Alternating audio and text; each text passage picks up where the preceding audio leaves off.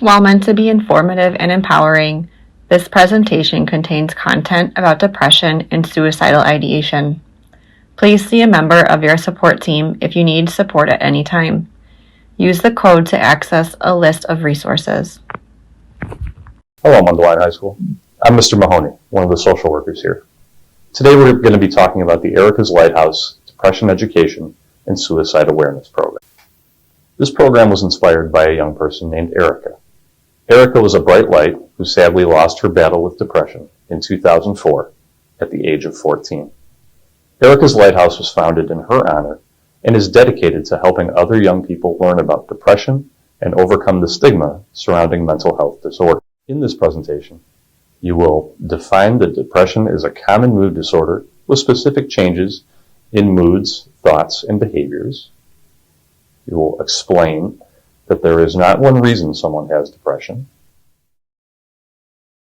Depression can get better, and you can find support. And explain that good self-care is a key piece to managing depression.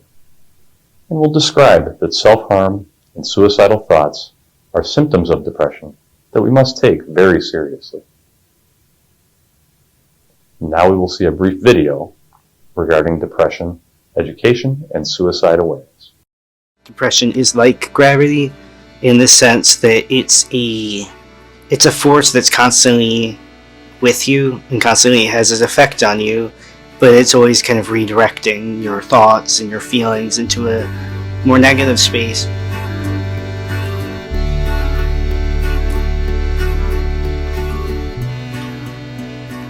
Today we're going to share personal stories about depression from real teens who found hope. Depression is a common mood disorder with specific changes in moods, thoughts, and behaviors. Depression is very isolating. It makes you feel very alone and disconnected from people around you. It also feels really hopeless. Like, I just remember for me, I felt like it was not going to end, and I felt like there wasn't really a way to get out of it. I used to think that when someone was depressed, it was because they were not mentally strong enough, you know? But then I realized that is so wrong.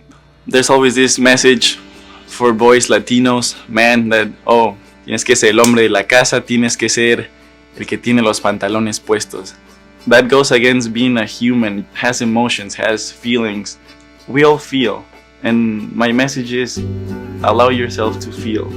Depression is like a big sinking feeling, at least for me. When I'm really depressed, I'm just really self-defeating. The majority of the people around me probably didn't know that I had depression, or they probably didn't know that I was that way, because I just tried to be the light of everybody's day. I would say the people that it affected the most were my mom and my dad. They were the ones that saw me when I was exhausted from the day of trying to pretend. I've had depression my entire life. Both my depression and my gender identity are things that are within my first memories, and they're things that come up in all of my significant memories over my lifetime. Your body looks wrong to you. It doesn't mean your body is wrong, it just means it looks wrong to what you're expecting it to be. So I grew up with a parent that suffered from depression. With my first experience with depression, my family dynamics changed. My dad had to go away, and it was something that I wasn't used to. I was very close to my dad. I mean, I always wanted to be the best when it came to sports, school, everything. So I always felt the need to always be better and do better. Always be overwhelmed, I guess, because I'd always be trying to do the most, and because of that, I created lots of anxiety for myself. And because of all the anxiety building up, it really led to me being too overwhelmed and leading towards my depression, I would say. Depression can be short-lived to long-lasting, mild to severe, a one-time episode, or on and off throughout a lifetime. Roughly 15 to 20% of young people will experience an episode of depression before they reach adulthood. Most will experience mild or moderate depression. From time to time, everyone feels sad, angry, or moody. That doesn't mean you have depression. Only a mental health professional can diagnose depression. Depression's when you have at least 5 symptoms present every day for 2 weeks or more.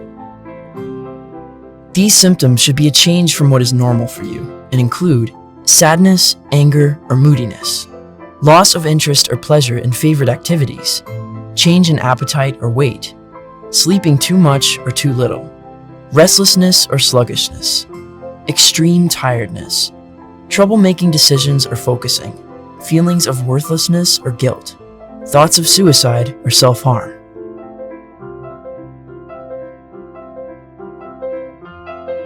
It's important to recognize that depression can look different in different people. Some warning signs of depression may include abuse of drugs or alcohol, problems in school or relationships, aches and pains, running away, self-harm, and not caring about your appearance. Depression can happen to anyone, anywhere. There's not one reason someone has depression. My depression comes from dealing with some things with peers and some struggles there, and then some struggles with my family. For a long time, my parents' divorce was really a main factor of my depression, just because I felt like I had to kind of be an item and be going back and forth between house to house, and one thing was like, mom said this, but dad said this. Having my parents argue and feeling like I was kind of getting caught in the middle, I kind of feel like a part of my value as a person was sort of lost in that. That was really hard to deal with for a long time. I come from Mexico City, el sur de la Ciudad de Mexico. The hardest part for me about coming into the US was leaving my mom and my grandma and my dog behind, I must say. Because they are the ones that know me the best. So at first, I was like, no, I'm cool, I'm good. But in reality, I did know I was struggling with something, you know? When I really became depressed around my freshman year of high school, and after like a really bad day, my dad kind of sat down and really told me what his depression was like. And then I never really knew how it impacted him. His parents, they're immigrated from Korea, really high standards when it comes to academics, being the absolute best when it comes to schoolwork as possible is the only thing they cared about. So his depression stemmed a lot off of that. It definitely makes me feel better, I would say, because it gives me more reason to not blame myself, because if it is in genetics, it's something that I can't control. My experience with community violence was definitely heartbreaking. I think that's what started me going down in the spiral, because it was something that I just didn't understand. I couldn't put an answer to. With community violence, it could be upsetting because you don't know why this is happening. Like, this person is gone for forever and I'm not going to see them again, and they're going for something so stupid and so senseless. My depression comes from a high pressure community. My depression comes from my struggles with my gender identity. You know, having depression and being transgender are both things that kind of forced me to grow up a lot. I don't think I would have learned how resilient I'm capable of being, and I don't think I would have learned how to cope with stress in general. A number of things can put a person at a higher risk for depression, including a family history of depression, having an emotionally sensitive personality, an ongoing medical condition, anxiety disorder, or substance abuse disorder, poor health due to not getting enough exercise, sleep, or food, a stressful event, trauma, or big change in your past or present, such as being bullied, feeling unaccepted or discriminated against, a stressful, dangerous, or unreliable community, school, or home environment, loss of a loved one, or ending of an important relationship. You may recognize some of these factors in yourself. However, simply having these experiences doesn't mean you have or will have depression. Life circumstances can play a big role in causing depression, including circumstances over which we have little control. Nevertheless, it's important to remember that we do have choices in life, and that it's often possible to draw meaning and strength from even negative experiences. Depression can get better, and you can find support. If you think you have depression, talking to a trusted adult is the first step. For me, getting help, first of all, telling my mom that I was feeling different, you know, accepting what I was feeling. So that's when she said, I knew it, I told you. That's good that you came up to me. My coach, he was like a mentor kind of thing, like a father I never had, kind of. He noticed that I was not as sharp mentally. A trusted adult can include anyone from a parent to an adult family member, family friend, coach, teacher, religious leader, mentor, social worker, or counselor. Asking for help can feel overwhelming, but most people feel greatly relieved once they start this process. Not every adult will be comfortable with this conversation or know what to suggest. Some adults' personal or cultural beliefs about depression may even make it difficult for them to connect you with help. If necessary, keep talking to different adults in your life until you find someone who understands and can get you connected with the help you need and deserve. Talking about depression and asking for help is a sign of maturity and takes a lot of courage. When you talk to a trusted adult, they might suggest you meet with a therapist, a social worker, counselor, or psychologist, either at your school or in your community. A therapist can help you figure out the best course of action and provide you with support, advice, and skills to help you better manage your depression. During therapy, additional support may be recommended, like group therapy, family therapy, or medication. My mom chose a therapist for me. I didn't look for it, so I had faith and trust in my mom. So I knew she would make a right choice. The first sessions were just like, how are you? Like basic stuff like, what is your name? What do you like to do? Getting to know me. After a while, that's when I really started opening up in truly, I guess, the core of my depression. What is said between you and your therapist is kept private, unless they're worried about your safety or someone else's safety. Sometimes you might need to see a couple of different therapists before finding the person whose personality and style is right for you. Every time I've had a therapist, I've just treated it as a little talk session with a friend, I guess, that's an adult. I mean, even in my healthiest times, I'll see a therapist just because it's nice to be able to talk to someone just about anything that's going on, really. Therapy is just the way that it's non-judgmental. It's like hearing it from her, it sounds so much better than hearing it from a family member because I know there's no bias. I was just so addicted to being able to express myself and just getting off my chest. I didn't want to hold in those feelings anymore. Sometimes talk therapy can be expensive, or it may be hard to find in your area. Someone at school, like a nurse, counselor, or social worker, may be able to connect you with either free or reduced fee mental health care in your community or virtual support. Other places you may find support in your area can be your local community center, church, temple, or mosque. In addition to talking to a therapist, good self-care is a key piece to managing depression. Doing things you enjoy, keeping your body healthy, and having supportive relationships are all examples of things that are helpful when you have depression. The things that I do personally to help manage my depression, the first one is mindfulness practices. I do a lot of deep breathing, a lot of centering into the moment. I would say a lot of fear in general, but depression comes a lot from thinking too much about the past and the future simultaneously, interchangeably. And mindfulness is a really good way to bring you right back into this moment. Eating healthy, being athletic, getting outside, having a clean area to live in, not having clutter. I feel like clutter makes me pretty anxious. Something that really helped me was putting the way I felt into words and kind of putting that down on paper, because for me it feels like kind of a release, because you have it all bottled up and finally you're able to write it down, and then all of a sudden it's not here anymore, it's on the paper. And so that's something that really helped me, and I still continue to do that all the time. The first thing that really helped me was kind of empowering myself. I got involved in an organization that talked about mental health and that kind of taught people what mental health was and kind of how to deal with it and how to handle it. It gave me kind of a tangible way to fight back at something that's so intangible.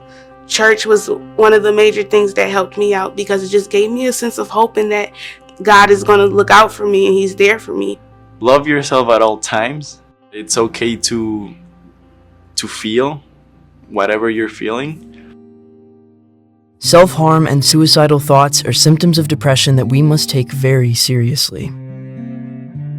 I did have moments of thinking about suicide and self-harm. For me, it happens when I rationalize in my mind that the world itself would be better off if I wasn't there. My baseline stress level was at such a high point that anything would tip it.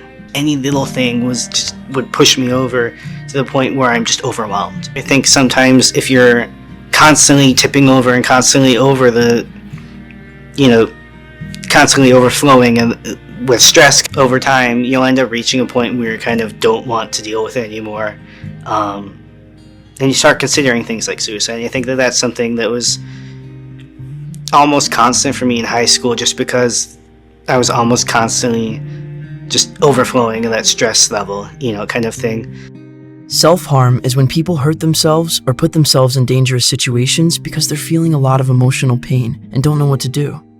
People who self-harm can hurt themselves seriously or more seriously than they intended. Relative to the number of people who have depression, suicide is rare. There's never a simple reason why it happens. Each situation is unique and complex. What is most important to know is that you should take any sign of suicide very seriously. Signs include talking about not being around anymore or having no reason to live, giving away prized possessions or saying goodbye to everyone, feeling unbearable pain, hopelessness, or like you're trapped, don't belong, or are a burden to others. If you notice signs of suicide in yourself or someone you care about, you must tell a trusted adult immediately. There is hope. There are people who care and can help. Freshman year of high school, which was when I first realized I was really depressed and had suicidal thoughts. So that was kind of the big point when I really realized I really needed more help. I needed to see a psychiatrist as well as a therapist. I remember I was feeling more than I'd ever had. I was feeling very, very suicidal. And for whatever reason, I had one class period where I just had a moment of clarity, and I said, I need to go tell someone about this right now. And so I went to my counselor's office. Ultimately, people confide in friends with things like suicidal thoughts because it's a cry for help. They know they can come to you because you care. That's their way of saying, I need help and I don't know what to do. There's a lot you can do to support a friend who has depression.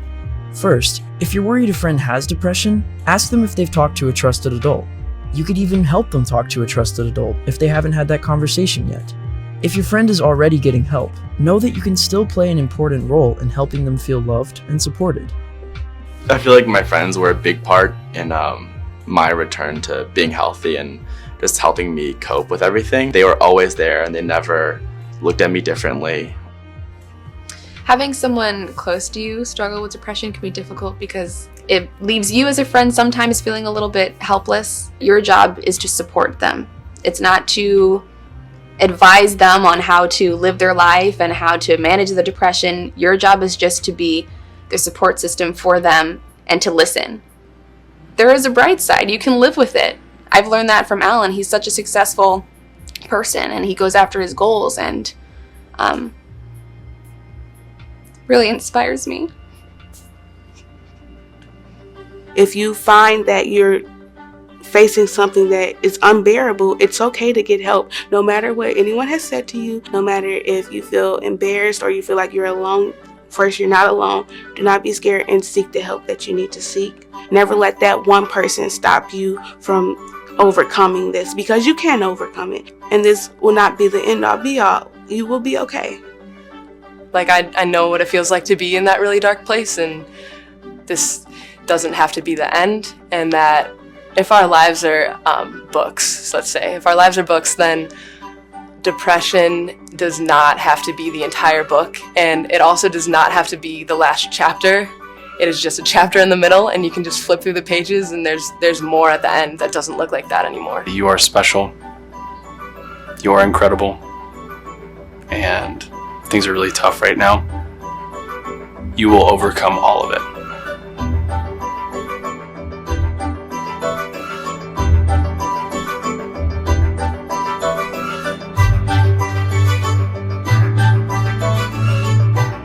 To find out more information about depression and Erika's Lighthouse, go to www.ericaslighthouse.org. If you or someone you know is in immediate risk of harm, call 911. If you or someone you know is having suicidal thoughts and can't find a trusted adult to talk to, call the National Suicide Prevention Lifeline at 1-800-273-8255 or text the Crisis Text Line by texting LISTEN to 741-741.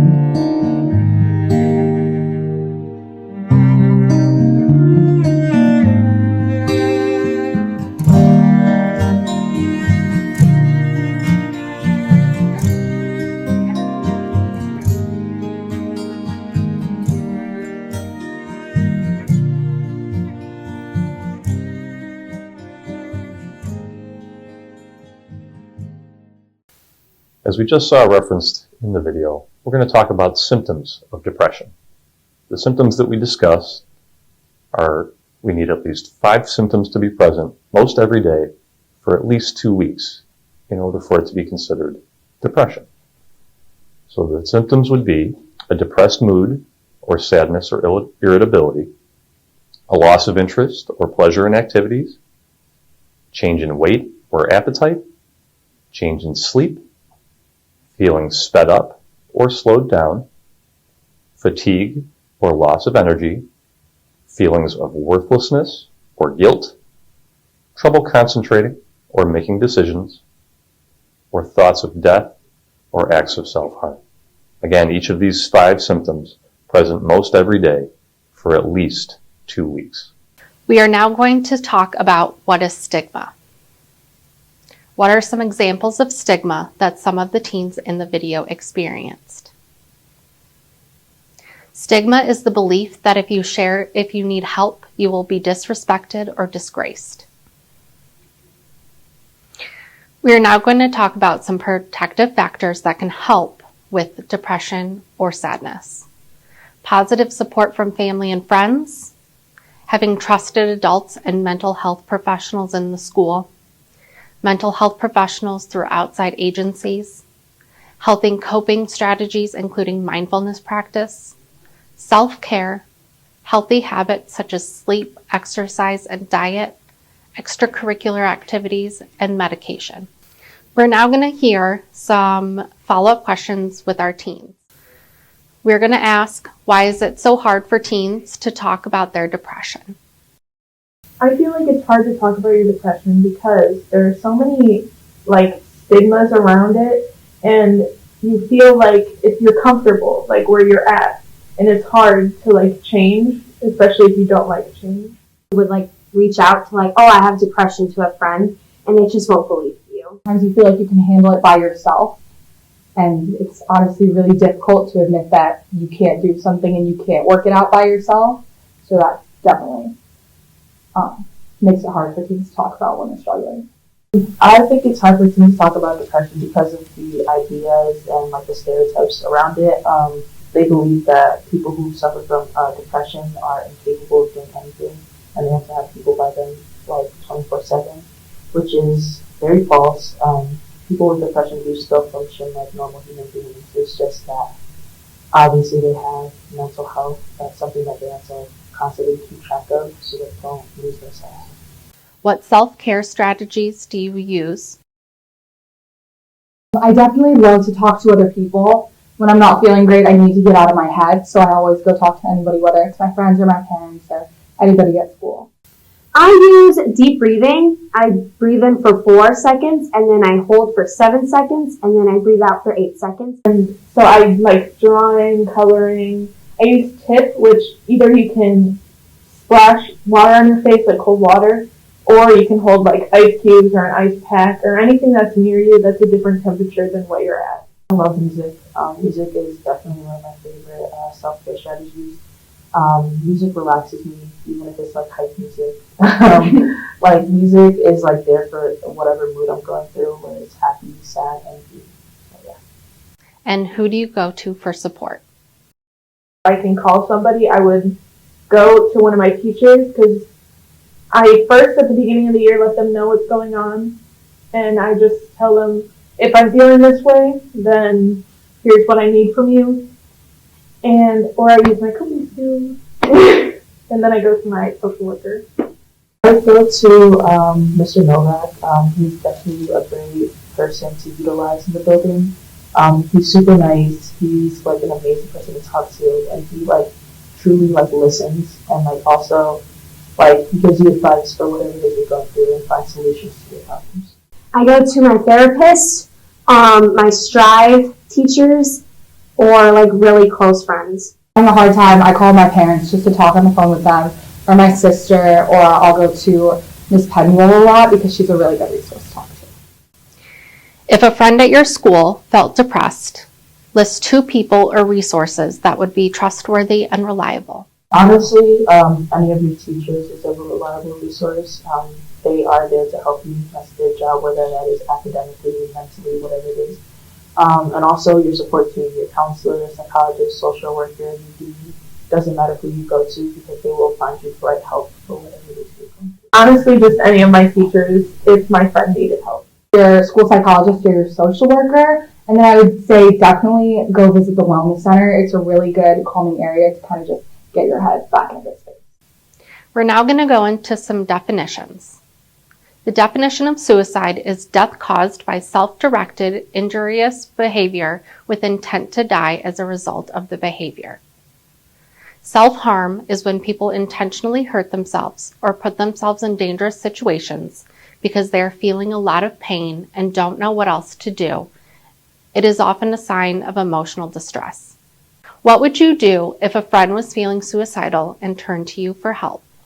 First, I would tell a trusted adult and tell them how, what is happening with them, and then they would handle it from there. And if I need to stay with that person, I will, of course, and I will help them to calm down and help them use coping strategies and stuff like that. Probably bring them to a trusted adult and talk about it. Definitely stay with them for how they were feeling like that. I would try to talk to them and assess how much help they needed in that moment, because they do need help if they're feeling that way.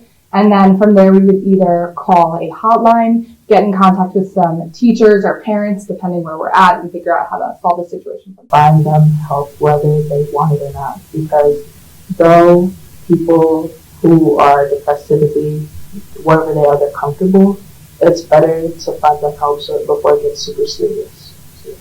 You rock! You're doing great. Stay classy. It's okay to ask for help. Remember that we all have some trusted adults in this school.